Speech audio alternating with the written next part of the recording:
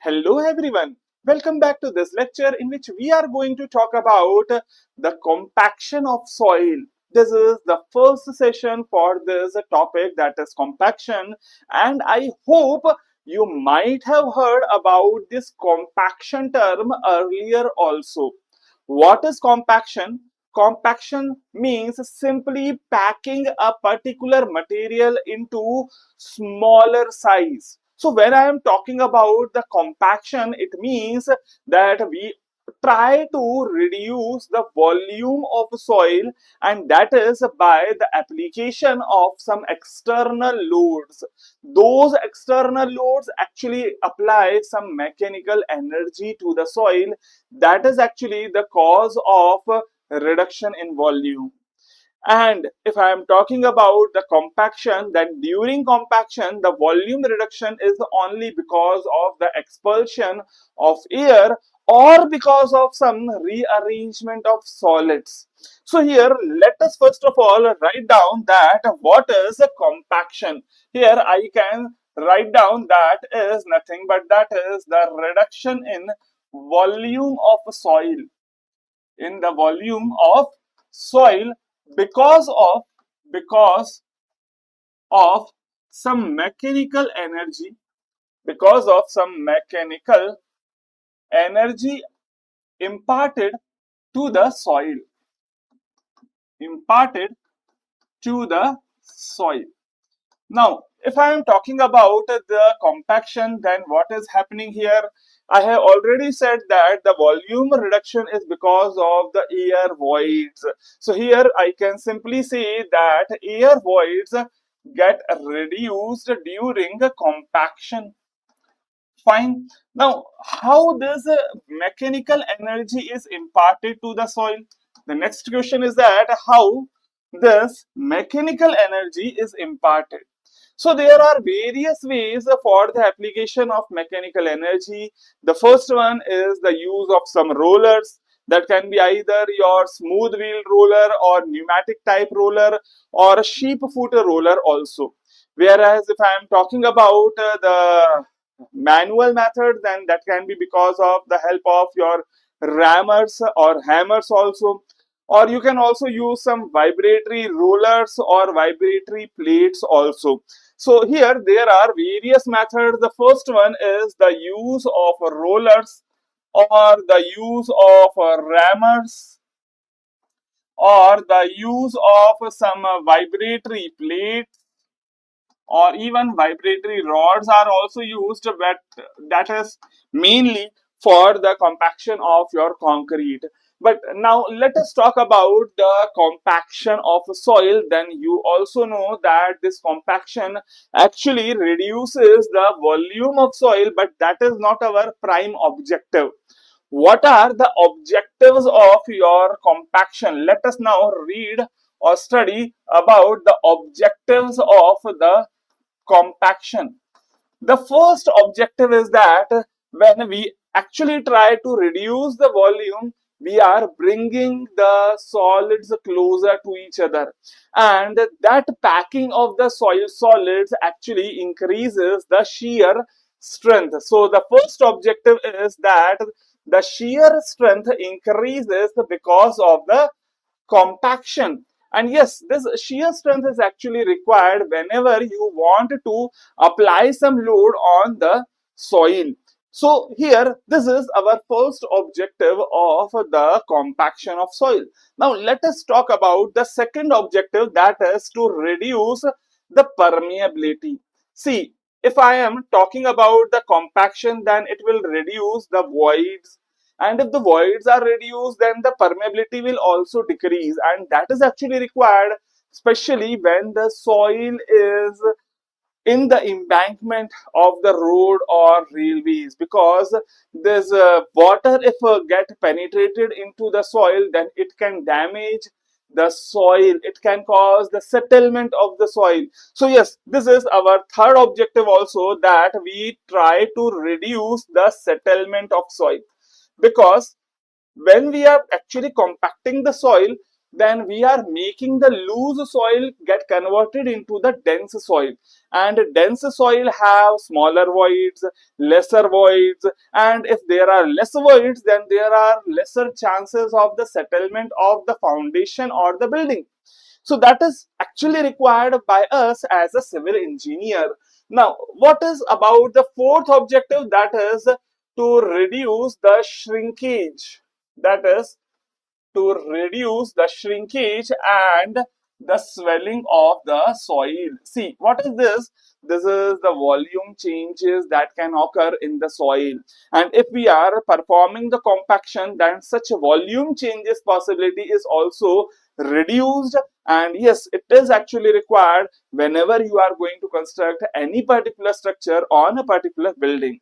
Obviously, you will try to minimize the volume changes of the soil, because if there is any volume change, then it will impact your foundation or even the structure also. Now, the fifth objective is the reduction in frost action. Now, what is frost action? Frost action is nothing but that is the increase in volume of the water, especially when the temperature goes low and water get converted into solid form, that is snow or ice. So as you know that the density of your snow is lesser than the water, then the volume of water will get increased if it freezes, and that volume change is known as a frost action, and it obviously it will have some adverse effect on our foundation also. Now, the sixth objective is to increase the stability of the soil. See, whenever we are talking about any particular slope of the soil, whether that is in the canal or in the embankment or in the dam, then the stability of that slope is also required. And yes, stability of a slope actually depends upon the shear parameters, that is C and phi. And hence, if you are performing the compaction, then you are increasing the stability of the soil also. And yes, if I am talking about the shear strength, then it also imparts load bearing capacity of the soil. So if the shear strength is increased, then the load bearing of the soil will also get increased. So this is the first part, that what is compaction and why we perform compaction as an engineer.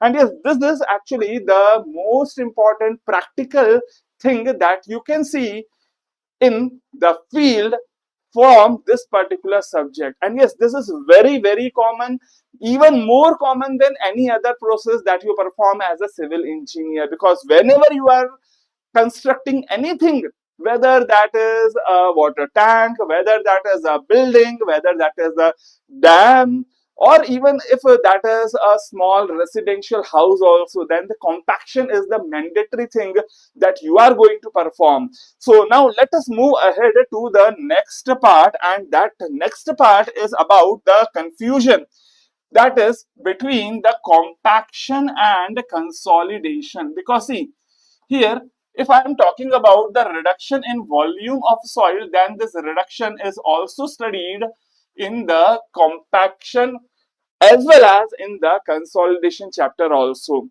So, what is the difference between compaction and consolidation? The first difference is that how the volume change occurs.